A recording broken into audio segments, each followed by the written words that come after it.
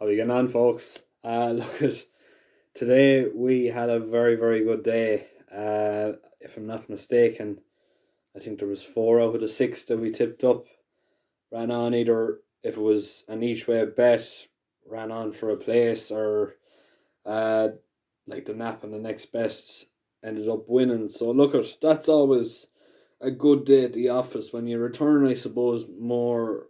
I suppose winning bets. Uh, of a ratio of in or around 50% or more, that's always great. It's always a great day at the office. Look at Limerick tomorrow. Like all the rest of the courses, Limerick seems to be a very hit and miss place for me. But look at we're going to give it a go, and we're going to, I suppose, give it a good old shot. Hopefully we'll be able to keep the good form going now that we're after starting to pick up the form again, and I suppose kick on with it now. First of all, the 1 o'clock race, first race of the day. We're not going to be too, I suppose, different than anyone else. We're going to go with the favourite here. We're going to go with Commandering Presence at 10 to 11. Look, it's it's very hard to see past this horse looking at its last run in Punchestown. It beat one horse that looks to be very, very special for the Willie Mullins setup and Closutton Racing Club, Robinia. But I think Robinia is, I suppose, coming into effect now that she's living in the, I suppose, shadows of her stablemate and clubmate. She wears it well with obvious reason. Like, she wears it well is definitely, if I'm not mistaken, is now the highest rated novice in Ireland. So that's a very, very exciting fact. But the way she won that day was absolutely incredible. She absolutely kicked clear. Second in an English point to point. And it was its debut for the yard. And I suppose it was nothing short of a spectacular performance. Really, the improvement is clear to be said. I suppose that it's going to improve and it's going to improve even further. If it does that, it's going to be another runaway winner here. I think Sliege Dala is a very good horse, but the last run in Listowel just, I suppose, put a few doubts in my head more so than anything else. It was very lucky to win that day. It nearly shouldn't have won, but it showed great attitude to get back up on the line. But it will need to, I suppose, go free without any, I suppose, mistakes really at the end of the day here tomorrow to even have a chance of winning this race. But yeah, I definitely think it's the favourite's race to lose, and 10 to 11 seems to be a sharp price, but reality of the fact is if it's a win, it's not quite even money, but you're not too far off it anyway. And look, at double money is better than no money at the end of the day. 130 O'Connell Street we're going with here at 5 to 2. This one was supposed to be running in Downpatrick, if I'm not mistaken, last it was Friday, I think it was. If the, I suppose, saying is really and truly this horse, there's a bit of talk about it going on. I don't really know what the story is. It's placed twice out of three runs for Nicky Henderson. It was, I suppose, a pleasing effort after after a wind up for Nicky the last time it ran, and it's coming here today for Gordon Elliott. Really and truly, the booking of Davy Russell says an awful lot for me. To me, it looks to be the first string, even though Jack Kennedy is on a Jiggestown favourite here for Gordon Elliott as well. But yeah, I would be, I suppose, of the opinion that if there's three or four Elliott horses in a race, I nearly always go with Davy Russell, for the simple fact that Davy has possibly one of the best eyes in racing for, I suppose, getting on top of winners and I suppose just pushing on to bigger and better things. And I definitely think O'Connell Street at 5 to 2, it is better value here. How well it's going to do on debut, I don't know, but it should really run a very, very good race, and definitely I think it will. Well, it should anyway put in a fairly big scare into the favourite here. 2 o'clock nap of the day. We're going to go Bridge Native as always. This horse has been a very much revelation for this year.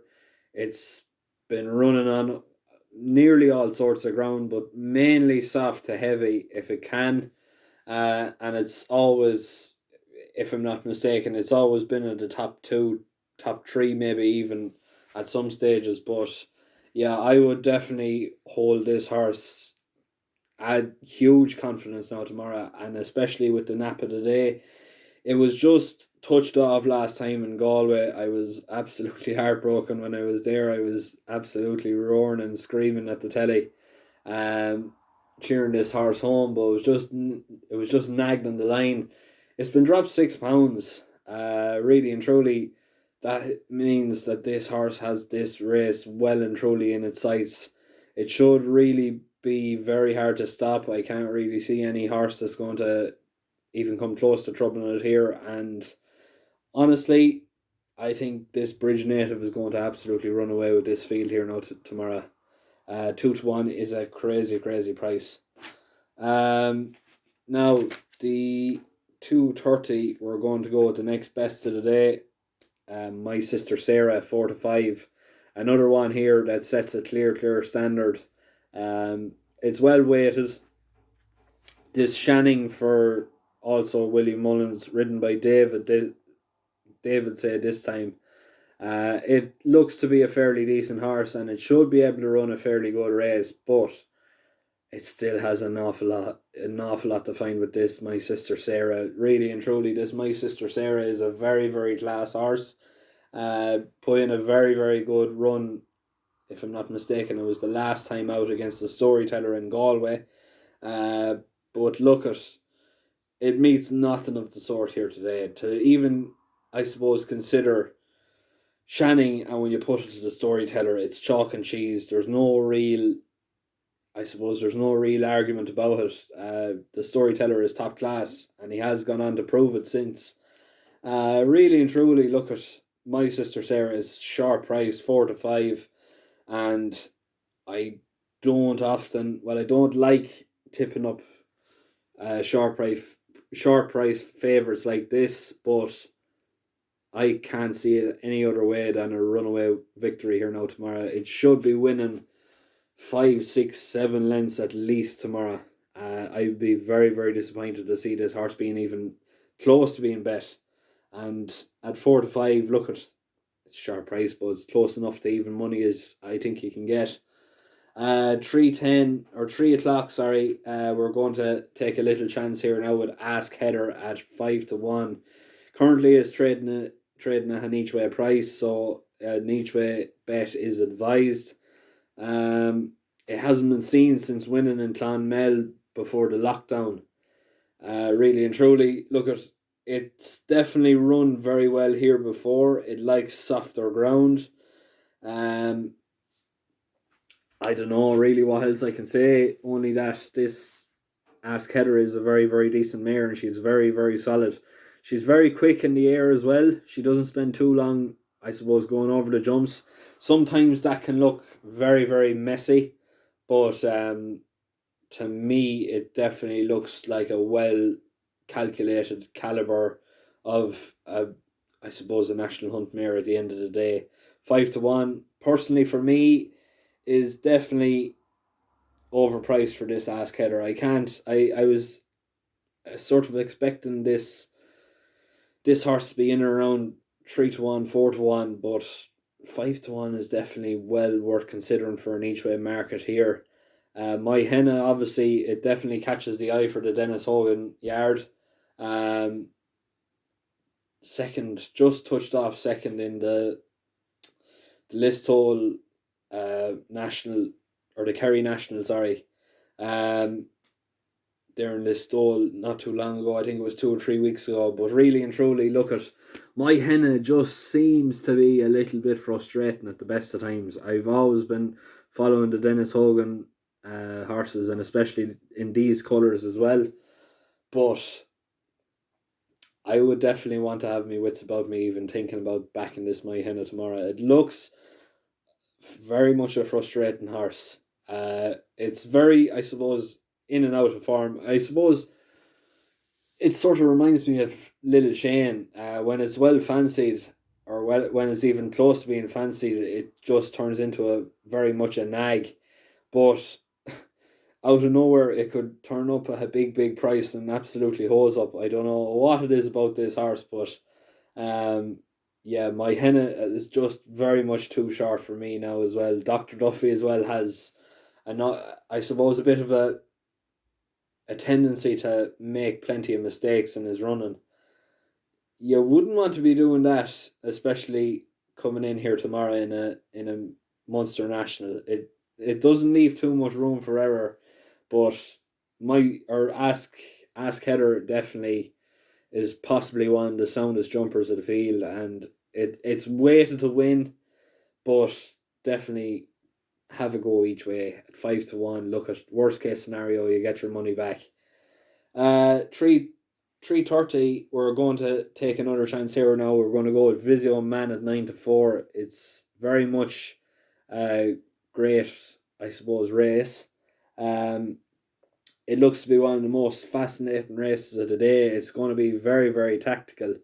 Uh, really and truly, look at. We're going to, I suppose, take a chance, and the fact that it's, I suppose, coming in here off bottom weight, I would sort of expect to see this horse making use of it, especially the fact that it's coming from Henry de Bromhead's yard, who is in top form. Rachel Blackmore is, like, there's no need to, I suppose, explain any further with Rachel Blackmore. She's one of the best in the business. I think this race is going to be run to suit this Visio Man. If there's any sort of pace about it at all, Rachel should really be holding it up in third or fourth and just, I suppose, pounce and lay it on. It's a very long run in Limerick, so you'd be, I suppose, expecting to see Rachel producing this Visio Man. Definitely, I suppose, it mightn't be coming up to the final bend, but definitely with 2 or 3 fences to jump, it should be produced, and it should be well capable of flying home, especially in this sort of ground. Now the 4 o'clock. Actually, I've my times mixed up. This the Munster National now. The 4 o'clock, we're going to go with aforementioned at 10 to 1. Another each way shout here with this one, but it definitely wouldn't be out of the question. Gavin Bruder, I think it's Gavin. It's either Gavin or Garage. Um, Obviously one of the 3 Bruder brothers that are absolutely flying in terms of race riding and everything else like that. Um, aforementioned ran a very good race in Clonmel last time out. In similar enough conditions, I know it was, I suppose, classed as good, but I don't know. Looking at it, it just seemed to be going more on the softer side around that time. It just looked to be a little bit sticky more so than soft. I think 10 to 1 is a great price. It's well weighted here. Gavin or Garage, I can't remember who it is, but it's one of the brothers anyway. Takes £7 off its back. It should be, I suppose, raced. In my personal opinion, I'd love to see it racing just off the pace, uh, possibly with a bit of, I suppose, leeway and a bit of, um, how would you say it? A bit of a vision, I suppose, coming up to the fences. I don't know what I'm trying to say, but clearance, I suppose, more so than anything else. I'd expect to see it definitely taking up the lead if it's still up, coming around the last bend and really kicking on for home then. It's definitely got a good fighting attitude about it. It was ahead of what's your status last time out in Clonmel, who put up a very good effort. I actually tipped them up that day myself. But yeah, he was actually joined and passed in the air. I think it was 2 out or 3 out. I can't honestly remember now, but um, yeah, it showed great, I suppose, ability to battle back and I suppose kick on. And 10 to 1 at an each way price is definitely, I suppose, well within your range, and it should be, I suppose, there or thereabouts. Hopefully, with the help of God, anyway. And 10 to 1 is a great, great price. 4:30. Another each way shout here now. We're going to go with Atlantic Storm at 10 to 1. This is very much a bit of a chance here now, but the way I'm looking at it is its form around Limerick has been absolutely brilliant. Its form in softer ground has been absolutely brilliant. Um, Last time out, I think it ran in September, if I'm not mistaken. I think it was second that day behind a fairly decent hurdler. I think it was. I think it was a hurdles race in Limerick. Uh, is something about the 3rd of September is calling to me. I don't know whether I'm right or wrong, but um, it was definitely second last time out and has put up a serious amount of seconds, and I think seconds and thirds to his name so far.